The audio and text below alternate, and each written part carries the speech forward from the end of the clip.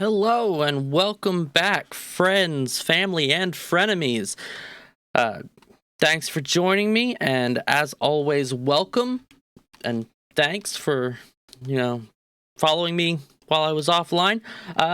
Seemingly overnight, things have changed for the stream. We are now in stream number 1. Guess count 'em, 1. First stream of being affiliate level on this channel. So, I guess what I'm trying to say is we're officially a Twitch affiliate, which is great. Woohoo, go us, right? So a lot of things are going to be changing soon. Obviously, as you can see, I'm still using the old brand. I've begun the shift over. I just didn't have the time required in my life to fully switch everything over. But I am working on it in the background, and it's coming along very well. I should have it done next time we go live. So it's unfortunate I can't share it with everything that I'm working on with you right now. However, I have made a few minor edits just to support those who decide to support me in more advanced ways. Yes, hi Loki. I got Space Cat already ready to cause me trouble. So yeah, it's been a pretty eventful day for me. It's been a pretty crazy day. So that's, yeah, I mean, I'm excited. I hope you guys are too. I actually had to go through and do some wire management on my build, and I think I kind of messed up some colors on my screen, so my screen kind of looks a little washed out, which kind of sucks for me, but I don't think you guys are going to see that. Yes, hi. Oh, poor kitty. Okay, we'll do this, at least for a few minutes. So what did we do last time? Well, we did quite a bit. Oh, you poor cat. Yes, you poor cat. Hi, Misa. And, actually, I forgot to turn this off too, which was kind of a big thing. I don't want this disturbing us while we're talking. There we go. All right, so what did we do last time? Well, we went around and did some PvP. That was actually kind of the big thing, is we talked about the ship, and then we went out and we did some nullsec roaming, didn't get very far, and we decided to go to low sec, do some faction warfare roaming, or roaming in faction warfare space, where we did finally find ourselves a target, and we got obliterated. I believe it was by a thorax. I'll double check that. Since then, there's been a release of an event, the Guristas hunt. So we're going to go ahead and check that out. We're going to check out the FanFest thing that's been put out, and we'll also check out the patch notes, because there's some interesting patch notes in there that just recently popped up. And then in-game, we're going to be checking out the Guristas event for ourselves, see what we can do. I actually really enjoy the Guristas event. It's a great, if it's anything like it was last year, it's a great way to hone your skills using D-Scan, and to learn how to essentially do your 5-degree scan, and really kind of home in on some of those things that you need to, because the point is you got to hunt the pods, hunt the eggs, blow them up to get the loot. Once you get the loot, you can go into the Guristas sites, and that's where you can get some of the really good lucrative rewards. No, you can't have my wire. I'm sorry, you can't have it. So yeah, that's I mean, you can tell I'm all over the place. Also, for those of you who are curious, we are out of hyperdrive, and our reactor core is locked in recharge mode. So let's go ahead and switch over. I'll go ahead and switch over right now, and we'll get started on the news after these messages, apparently. There we go. Okay. And I apologize again if things are a little strange. I tried to keep this as true to the normal stuff as possible, so I wouldn't have to mess too much else up. No, you can't have it. He's still on my lap. He's just trying to get my headset wire. So we're gonna go ahead and start with. We'll actually start with the Road to FanFest. Full throttle. This kind of is an important one because it talks about the patch notes and changes that we just talked about. Hey, Yelga. Yep, I got affiliate. Finally affiliate. So, my UI is not fully set up for being an affiliate yet, but that's coming Monday. No BNN this week, been preoccupied. Yeah, I know. There's Spoopy's got their super spoopy operation going on right now, so we so I mean I imagine things are going to be a little light. That's all right though. The BNN guys, all you guys, you need a vacation every once in a while, right? It's always good to have a little vacay, do a little day trip into null space, right? Or wherever.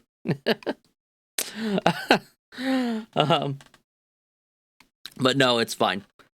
You guys do what you need to do. I'll sit here and keep fighting with my cat. It'll be fine. Is Mama hollering for you? Mama's hollering for you. Go on, go find out. Never mind. I don't have to worry about Kitty anymore. All right. So, but Spoopy's doing their thing. So Yelga's fighting the good fight over there, and I hope they're winning. I've actually had a pretty busy week myself, so I couldn't jump in and help when needed. I'm hoping after tonight we can go ahead and hop in and maybe do a little bit of stuff on Friday, but we'll have to see how it goes. I mean, real life comes first, right? So that's what we're gonna do. Anyway, let's go ahead and get started. Thanks, Yelga. Let's go ahead and get started on the news. We'll blast through it, and then we'll check out that event for ourselves. See what kind of ISK we can grab as new bros or as alpha pilots. I'll have to check my skills too, because it's been a couple days. And and I got some free skill points to throw into the alt as well, to Rick Rikerson. So we'll be doing some of that too. Here we are, Road to FanFest full throttle. EVE Online and New Eden are powering towards FanFest 2022. Latest round of exciting updates mentioned in the Road to FanFest Ever Closer blog are now live in-game, with some bonus additions based on player feedback. Structure updates that introduce more ship variety in combat, balance changes to the Rorqual, Stealth Bombers, Proteus, a revamp of the daily login bonuses, and more make up the latest volley in a string of updates leading up to and beyond EVE FanFest 2022. Let's see here. Stand Up and Deliver. There have been many changes to the Upwell structure since their launch in 2016. And in order to create more exciting gameplay around attacking and defending them, the updates that target the balancing of fighting in and around them are live now. The point defense battery that they put in, or that they have rather, will soon require to use ammunition loaded into the module, as well as giving it a longer reload time. This will create downtime for the point defense battery, so there are windows for counterplay with wow, I can't talk tonight. Where small ships can drop into a fight and warp off before it's reloaded and ready to fire again. That's actually a pretty big thing, and I believe they're talking about like forts and up, so like Fortizars, Astra Houses. So your engineering complexes, like your Raytarus, your Athenors, and they're like won't have that ability, but your actual combat, more defensible citadels, your beachheads, those will actually have a bit more to them. So that's good. They're reducing the amount of the volume of the ammo from 5 cubic meters down to 1 cubic meter a round. The blueprints for the ammo are now live, as is the reduction in damage the point defense the point defense battery can put out, making it more useful for clearing interdiction bubbles than entire fleets of smaller ships. That's actually a really good point. The longer reload time and ammo loading requirements will be implemented a little bit later in order to allow you time to build the required ammo. Go team! I like that. I like how they didn't just drop it all in all at once, because that's good for us. Let's see here. Stand-up guided bomb launcher now holds fewer bombs and takes longer to reload. The launcher when all bombs are spent. This will create windows where bomb use is more tactical and not the primary defensive weapon a structure has in its arsenal. Damage of stand-up anti-capital missiles has been reduced so that capsuleers will be more willing to field capitals during a siege. Attackers will be less at risk of paying more for dropping a few dreads than the structure they're attacking costs, at least without defenders putting their own ships on grid. While their anti-capital use has been adjusted, the missile speed of stand-up missiles has been increased so that they remain able to catch and damage sub-capital ships. Stand-up arcing Voltron projectors have had their ability to target sub-capital ships removed. As a result, they now cannot be used purely to headshot enemy fleet commanders, as well as further reinforcing their purpose as anti-capital defenses. Rorqual Hot Drop and Porpoise Purpose. The new Industrial Jump Portal Generator 1 module for the Rorqual is also now live in client, providing it with a new and powerful maneuverability and logistics tool. Mining operations across nullsec and lowsec will transform as Rorquals. That was a hard thud. Space cats, go figure. There's no 0G on the ship, so they just kind of hop in, and it's like 100 times Earth gravity when they slam down on the floor. It's pretty crazy. It feels like it on the floor, at least. Even through this metal. This metal flooring. I don't know. It just reverberates. Maybe it's just aluminum floor. I don't know. Who knows, right? I didn't build the ship. Let's see here. Oh, she's over there. Okay. In addition, taking notes. Will transform as Rorquals can now conduit jump 30 mining ships next to them, allowing for better logistics for large-scale mining operations. In addition, taking note of your feedback that the perspective purpose of the Porpoise is central to mining fleets. It can now join the conduit jump as part of the Rorqual's mining fleet. So that's really good. Combined with unparalleled boost and compression, along with the already powerful panic modules, and the fact that it will be able to jump two industrial sinos, the Rorqual cements itself as the most powerful mining support ship New Eden has ever seen. Well, let's hope it starts to get more use.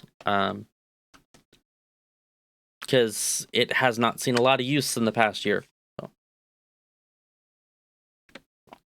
Hopefully this is going to be more in line with what CCP is hoping that mining looks like. It still offers some pretty interesting,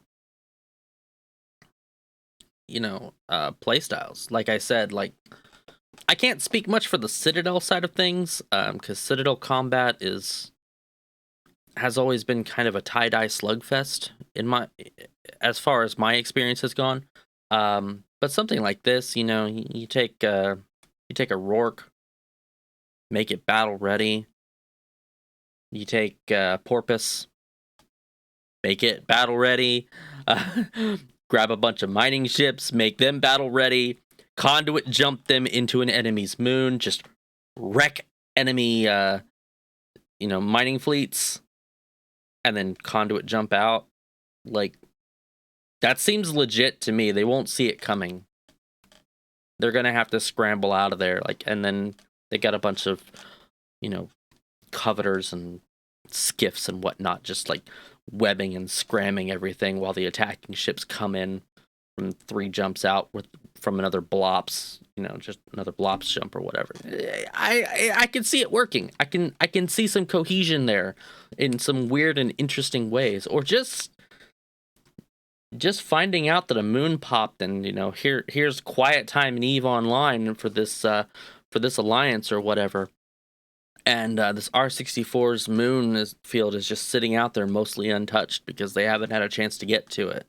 Or maybe you've scared them off and now they don't have any more time to really start mining it. There's less people on, less capsuleers on grid.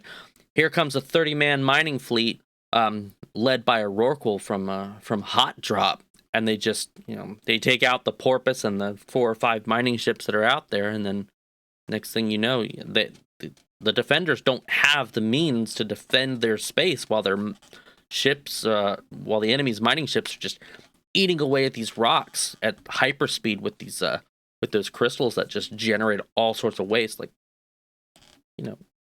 Sov warfare, wallet warfare on a whole new level. Like, I could see it. So, just a thought. So power to the Proteus.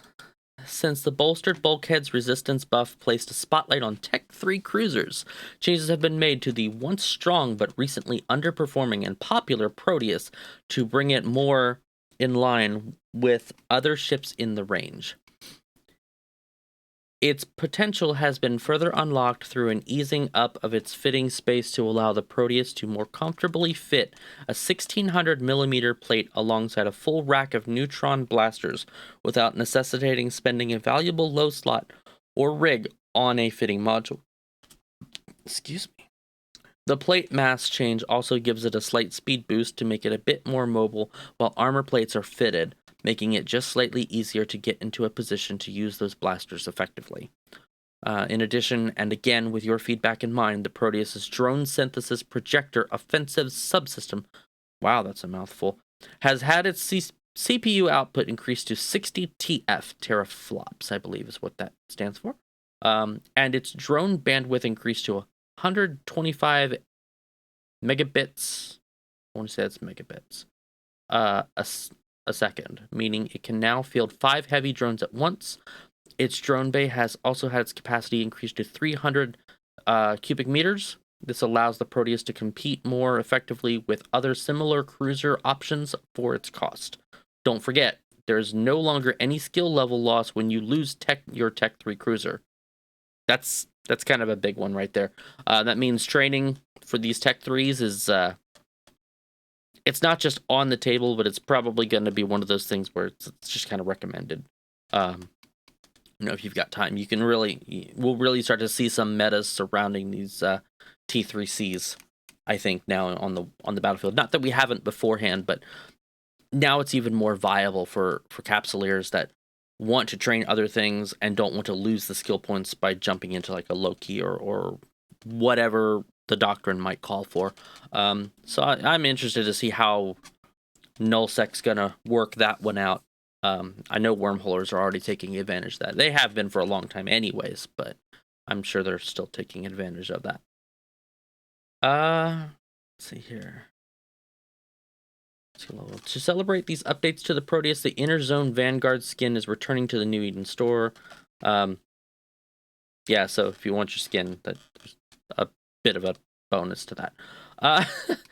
Stealth care. Historically, in EVE, organized groups of stealth bombers have always contributed. Am I saying that right? Yeah. I wanted to say contributed.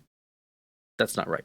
Contributed interesting counterplay to battleships, all while showing off the very high skill cap that a well-orchestrated bombing run requires. So as groups are building their battleship reserves, an issue fix here has increased the strength of stealth bombers as they receive a cooldown reduction for bomb launchers, meaning that they can come back for a second bombing run more rapidly. With the bomb deployment skill trained to 5, a Tech 2 bomber can launch a bomb every 67 seconds instead of 120. A Tech 1 bomb launcher will have a reactivation delay of 80 seconds, down from 144. Small adjustments will continue to be made as the meta unfolds to ensure that one playstyle doesn't become too dominant and players can continue to enjoy more options and diversity. So yeah, they cut that down almost half on both of those, and that's I think I mentioned this before. That's pretty good to see. Bombers have always been a lot of fun to play in New Eden, all across New Eden. If you get the chance to jump into an Omega account, train up the frigate skill of your choice to level 5, and get into and grab the associated skill book for bombers. And actually, the stealth bomber and covert ops, I believe, are the same skill. Let me actually check that real quick. I'll go ahead and just check myself. But I'm pretty sure, because I'm pretty sure it's like covert ops skill, and I think that lets you use them both. Nemesis. Yep. Hound, Purifier, Pacifier. So it's just the covert ops skill. It's 6.5 million ISK to grab and inject it directly from the skills tree. So honestly, give it a go. Give it a shot. Because honestly, I think you're going to like it if you get that chance. It is Omega only because it is a T2 ship, but it's definitely worth it. And that's the truth. Like I've had the most fun in game by having the covert ops skill trained on my Omega account. To be honest with you, anything subcap is pretty much like my jam when it comes to EVE Online, Alpha or Omega. Like it's just so much fun. Capital ships, I'm sure they can be fun. They're so utility in their use. It's hard to enjoy them and enjoy the game. You almost have to have a second account or a second or third character just to enjoy them, or go do something else until the time is right to have fun with that cap pilot. It's just the name of the game. It's just how it goes. So this is really really good. Bombing runs are a lot of fun if you can really nail it down, and they have some pretty interesting mechanics to them, including because you can't. It's not like just with missiles, which I haven't displayed or shown too much here, where you just you can sit still and launch your missile, and boom, you see pretty lights. With bombs, you have to go in at some kind of speed, launch your bomb, and then the bomb takes off as you float away. So it's really cool the way that mechanic is, because it's inertia based, and it's just, they really nailed that.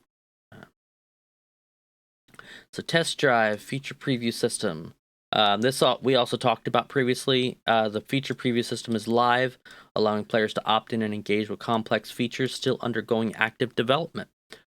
Test driving them directly in the EVE client, the debut preview feature is a UI unification project aimed at improving consistency and creating a better onboarding experience for new players.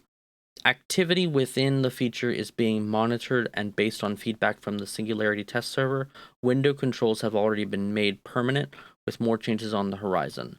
There were already plans for a compact version of certain windows, and thanks to feedback, we are looking to expand on this aspect of the designs. Stay on the lookout for some of these margin changes coming over the next few months. The feature preview system can be accessed via the settings menu by pressing escape under the feature previews tab. Any features available for preview will be listed on the left and can be opted into by selecting them and clicking the enable button. Enabling or disabling these features will often require a restart of the client, after which the selected features will be part of your EVE Online experience. The features offered in the preview system are temporary and can easily be turned on or off. And they will not be in their final form, of course. Check the full blog on details. They also talk here about the Expanded Horizons daily login revamp. And they did recently show that, and I can show that on live too. The daily login bonus system has been revamped, bringing more variety and better rewards every time you board your capsule and enter New Eden, as well as a fresh UI. The new rewards include over 250 brand new skins from the Halcyon Dawn and Carmine Horizon lines. Look at me saying Halcyon right. Yeah. As well as almost 150 returning event skins, and these will all be permanent. In addition, skill points will regularly feature as part of the daily rewards instead of the separate skill point track of the previous incarnation, with the overall average number of skill points being rewarded remaining the same as before over time. And that's true, actually. I actually redeemed yesterday. I logged in and got not skill points. And today, when I logged in to redeem the thing, I got 33,000 skill points to add to my character. So that was really nice. It does seem to kind of be working out okay. There will also be more versatile boosters handed out that apply a large variety of small bonuses, making them useful to all types of capsuleers. Capsuleers. CCP. Spell check. Check out this forum post for even more details on the refresh. And then they talk about the blueprint changes are coming soon. To faction ships, dreadnoughts, and capital ships are taking shape after careful review of the impact that the update to compression has made to the market this March. And we will be sharing the details of these updates mid-April, just before FanFest. And the whole reason that I wanted to start with... See ya, Yelga. Good luck out there. The whole reason that I wanted to start with this very, very, very long blog post is because everything else revolves around the current event, the hunt. This kind of touches on it a little bit. So the hunt event, which is a Guristas event, Guristas hunt event, it will be returning to New Eden very soon. Discover, and it's actually started today, discover and track down the mysterious capsules at random celestials across space for keys to Guristas event, combat, and hacking sites from the 7th through the 19th of April. So if you want to log in and you want to take advantage, this is the time.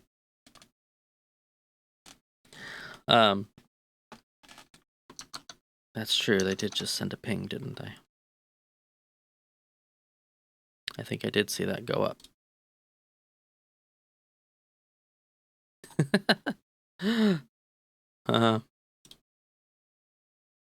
They must have pinged it somewhere else. So, and that's fine. They've got their thing. They're doing their thing. Good luck to them. Guristas Hunt Outpost and Hunt Data Replay exploration sites can be found anywhere, and both will reward you with unique loot limited to the hunt. For a greater challenge, head to the Venal region or Caldari Low Sec to find more difficult Guristas Hunt Master combat and exploration sites, and even a brand new site suited to capital ships. Okay, so they've expanded again. That's good.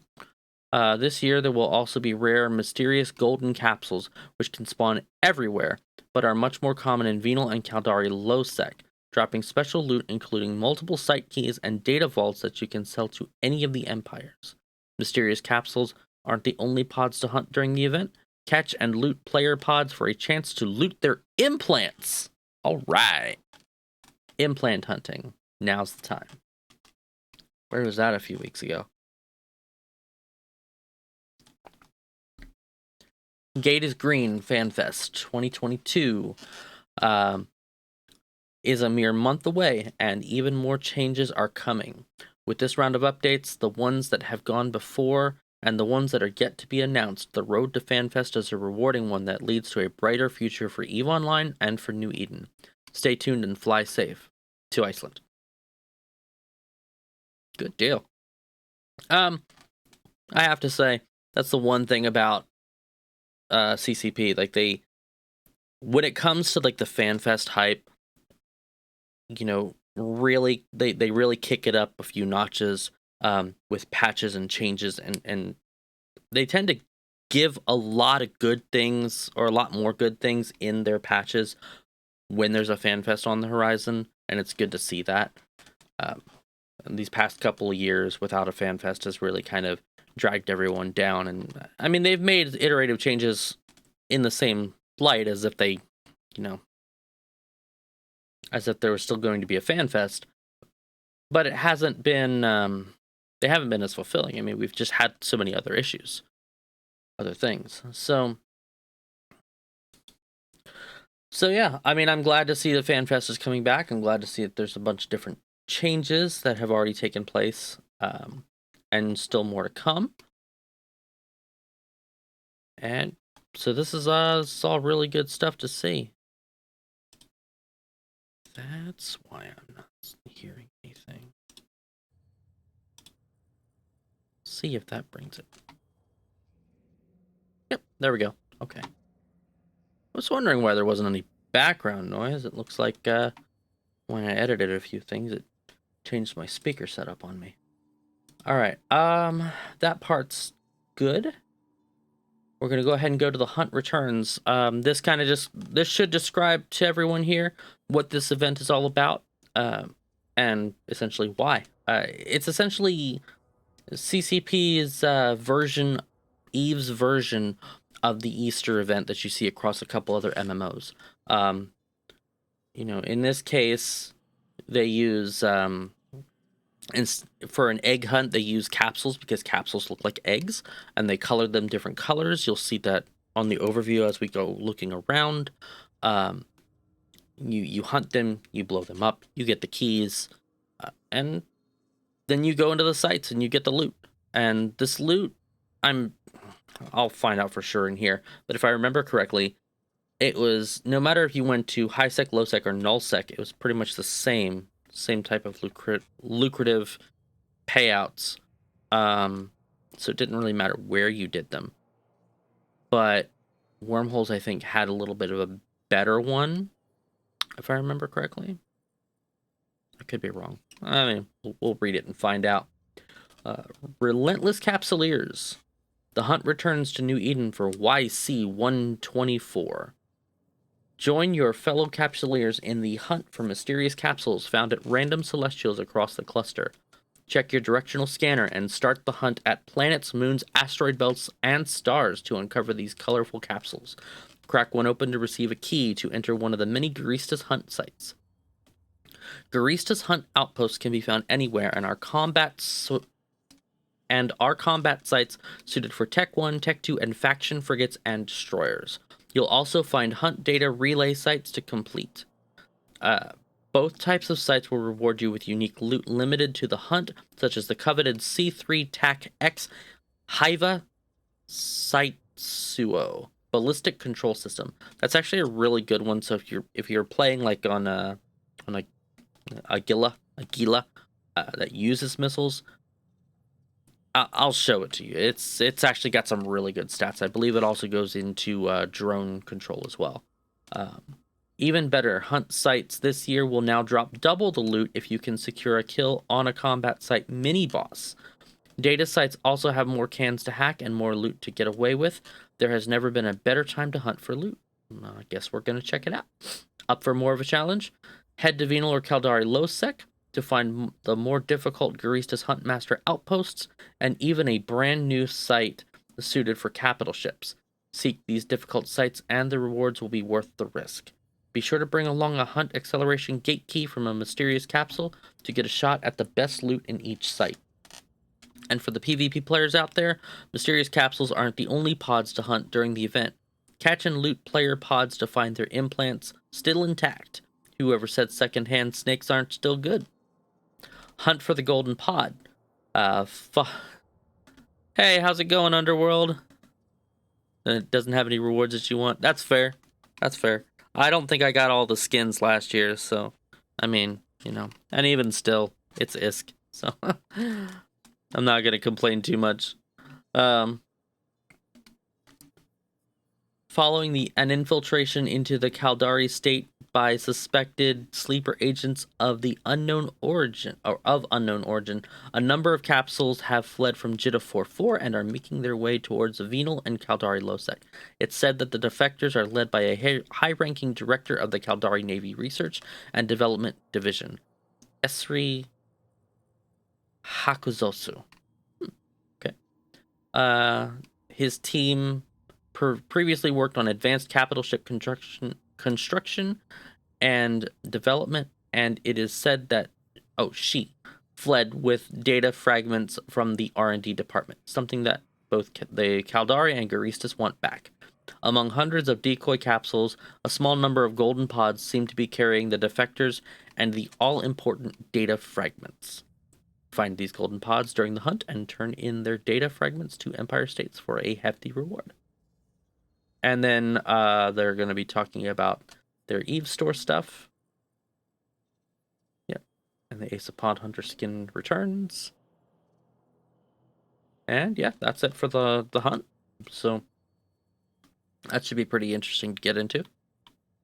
The last big thing is going to be the patch notes. There were some notes that dropped the other day. 4.5. This actually dropped. This was the main thing. Was talking about. So we'll start here. This was the big month drop. They tweaked a bunch of different things. The point defense battery 1, the bomb launcher. This is the Citadel changes. Stand-up missile velocity has been increased by 50%. So that's literally everything, including the heavy and light missiles against subcaps. The anti-cap missiles have been balanced. And the arcing Vortron projector is no longer capable of being activated against subcapital ships. The Proteus Tech 3 strategic cruiser has received a small balance pass with the following changes. Hybrid encoding platform subsystem went up to 430 power grid. Augmented plating subsystem, 25% reduction in armor plate mass penalty. Drone synthesis projector subsystem CPU, 60 from 40. It also got a bandwidth to 125 from 100, which is also what we talked about in the previous article. And the drone bay capacity increase as well. Ships talks about the Rorqual's conduit jump capability and their eligible ships, which we also talked about as well. Mining exhumers, barges, mining frigates, Venture, Endurance, Prospect, and the Porpoise. This talks about the Industrial Jump Portal Generator 1 and its particular module stats. 5,000 cubic meters. That's relatively big, actually.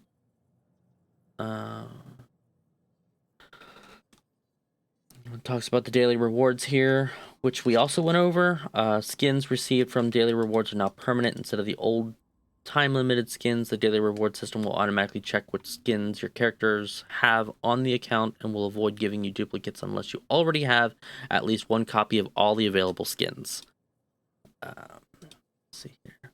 The revamped skin reward options to include 260 new skins, including the new Halcyon, Dawn, and Carmine Horizon patterns, and an additional 148 returning event skins for players that missed the previous events.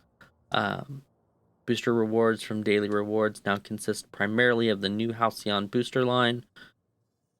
These powerful auto-injected boosters provide small bonuses to a large number of attributes and last 2 hours before skills apply. And the forum post and the feature previews for the details. Skill point rewards from daily rewards are now provided in small chunks every few days instead of being connected to a separate bar at the bottom of the screen. The average amount of skill points received over time is the same as before for Omegas, and is slightly higher than before for Alphas. Yep, I've been doing it right this entire stream, Underworld. I think I'm doing pretty good. I've got it down. Halcyon. It feels weird. Feels weird to pronounce. I've been pronouncing it Halicon for like years and years and years and years. Like, I think ever since I was really small, even. So to actually pronounce it Halcyon is strange to me. It's so foreign. See, BPCs have been removed from the daily reward system. Filament rewards are still available, but in smaller numbers. Due to the removal of the slowly filling skill point bar at the bottom of the daily gift screen, a script will be run that provides all players that have logged in at least once in the last year with additional skill points in their redeeming queue based on the progress they had achieved in the bar before the system changed. And yeah, I got I think it was like 100,000 skill points or something that I was waiting on, so I got that. The blueprint for the industrial jump portal generator. The cost is 500 million ISK for this blueprint. Wow. And it's only available from or NPC stations in Outer Ring. The flak round will have various places where it's seated. Let's hope they're actually seated this time, as opposed to the last time this happened.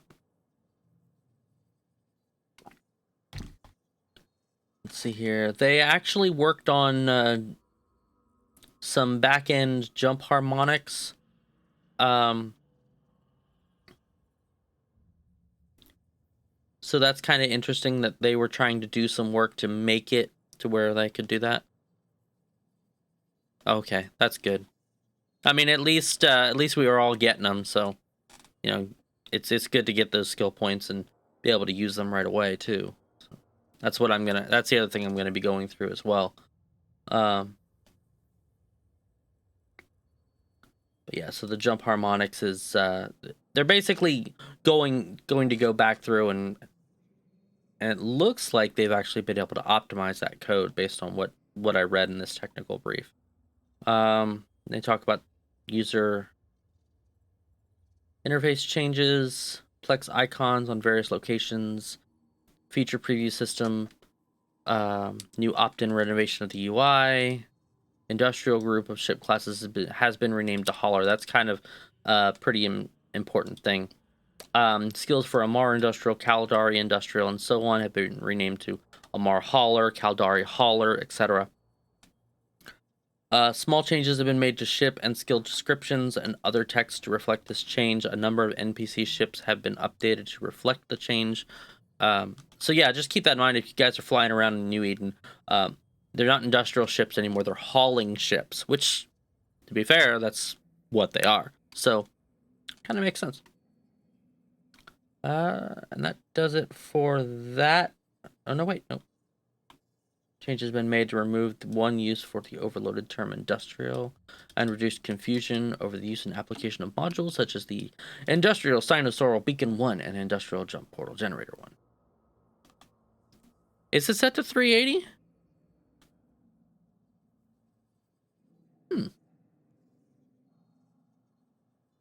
That's odd. I did not. Give me just a second.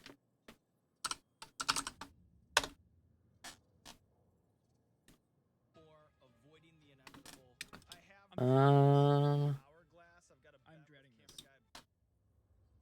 Let me pull this over here.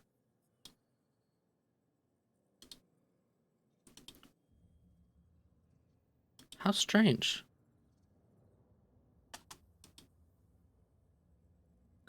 Yeah, that popped up by accident.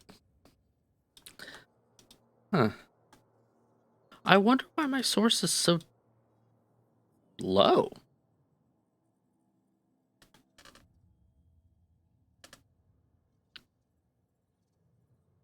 Huh. Well, I'm not actually sure how to change that. Let me troubleshoot real quick.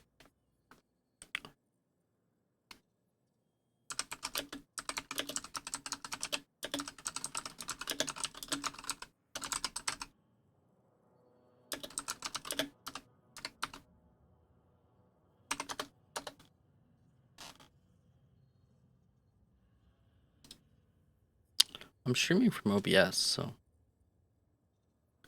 Yeah, I think you're right. I think it's in my stream software. Why would it have reset?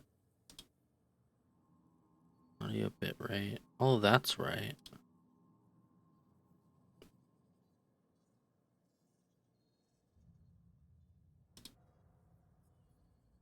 Oh, yep, here we go. My scaled resolution changed on me. Okay.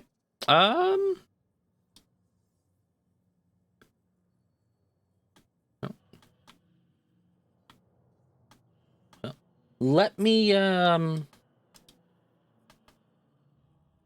actually be right back, guys. I'm sorry, I did not realize that. I'm not sure why that even changed to begin with.